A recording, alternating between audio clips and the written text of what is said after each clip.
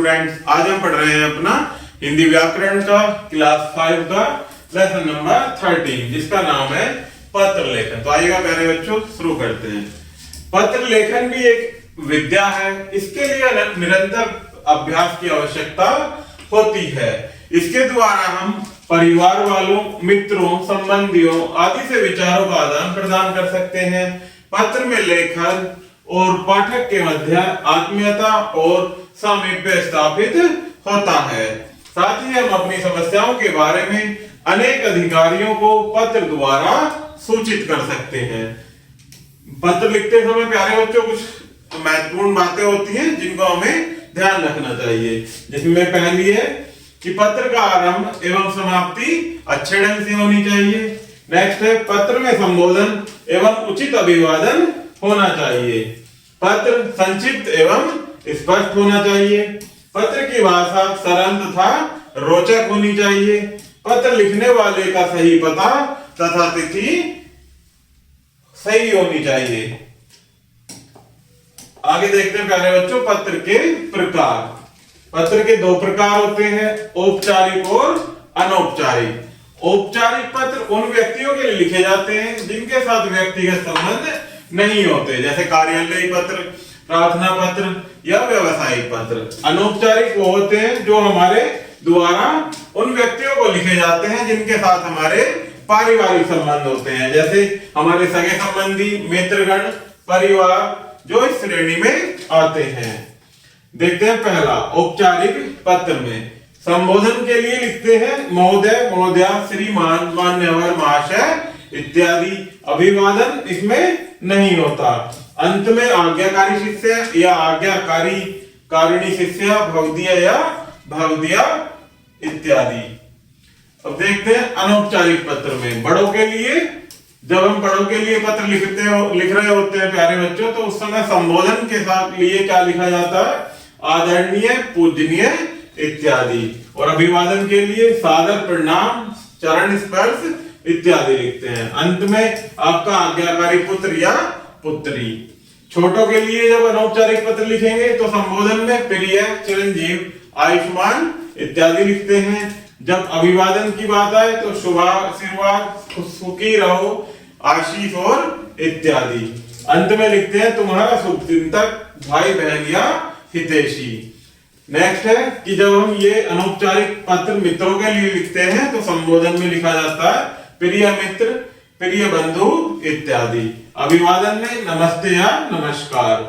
अंत में लिखते हैं तुम्हारा या आपका मित्र।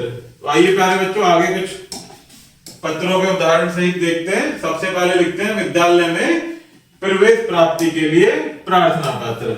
ये कौन से पत्र में आएगा, औपचारिक पत्र में, जो कि कैसे होते हैं, प्रार्थना पत्र या व्यापारिक पत्र के रूप में।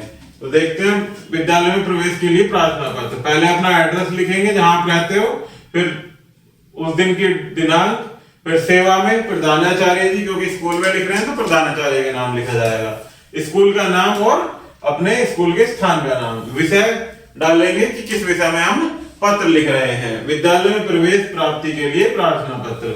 महोदया, सादर निवेदन है कि मैं आपके विद्यालय की कक्षा 5 में प्रवेश लेना चाहती हूँ।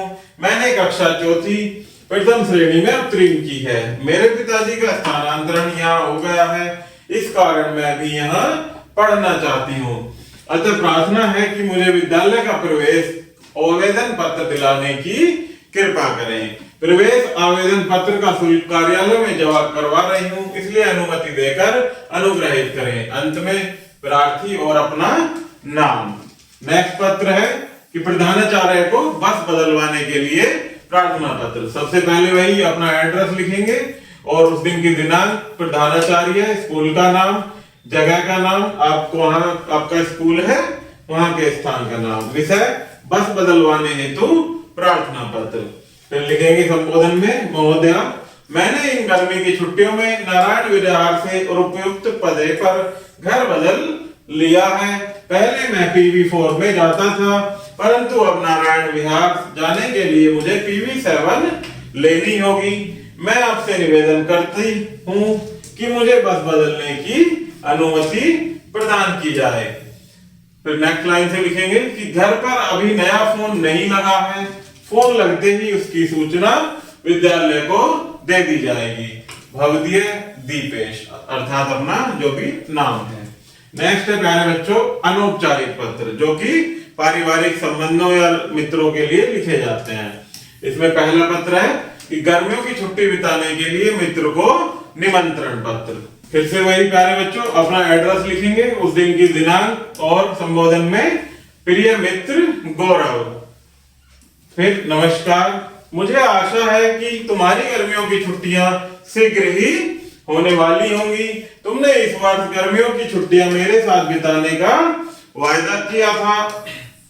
मेरे मामा जी ने मुझे नैनीताल बुलाया है। जब मैंने तुम्हारे आने की बात बताई तो वे बहुत प्रसन्न हुए। वहां मौसम बहुत अच्छा चल रहा है। वहां के दर्शनीय स्थानों को दिखाकर हमारा मनोरंजन एवं ज्ञानवर्धन वे करा देंगे। पत्र द्वारा मेरे पास पहुंचने की तारीख शीघ्र लिखना, ताकि यात्रा की उचित व्यवस्था शीघ्र से शीघ्र की जा सके। नेक्स्ट लाइन से फिर लिखते हैं कि पिताजी तथा माताजी को मेरी तरफ से सादर चरण स्पर्श कहना। लास्ट में तुम्हारा मित्र और अपना नाम। नेक्स्ट पत्र माताजी को कुशलता का समाचार देते हुए पत्र, अपना एड्रेस, दिनांक उस दिन की और संबोधन में पूजनीय माताजी सादर चरण स्पर्श। नेक्स्ट लाइन से अपना लिखना शुरू करेंगे पत्र कि आपकी कृपा से मैं सकुशल हूं तथा आप सभी की कुशलता के लिए मैं परमात्मा से प्रार्थना करता रहता हूं। आपका पत्र आज ही मिला है। मैं वार्षिक परीक्षा के कारण पहले से अधिक व्यस्त रहा, इस कारण मैं आपको पत्र नहीं भेज सका। अब मेरे 2 प्रश्न पत्रों की परीक्षा बाकी है। मैंने सभी विषयों की अच्छी तैयारी कर रखी है।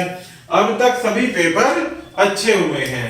मुझे दृढ़ विश्वास है कि मैं प्रथम श्रेणी में उत्तीर्ण होऊंगा।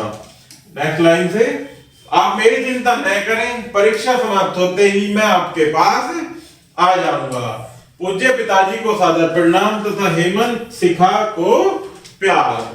नीचे अपना अंत में अपना नाम लिखेंगे, आज्ञाकारी पुत्र और अपना नाम।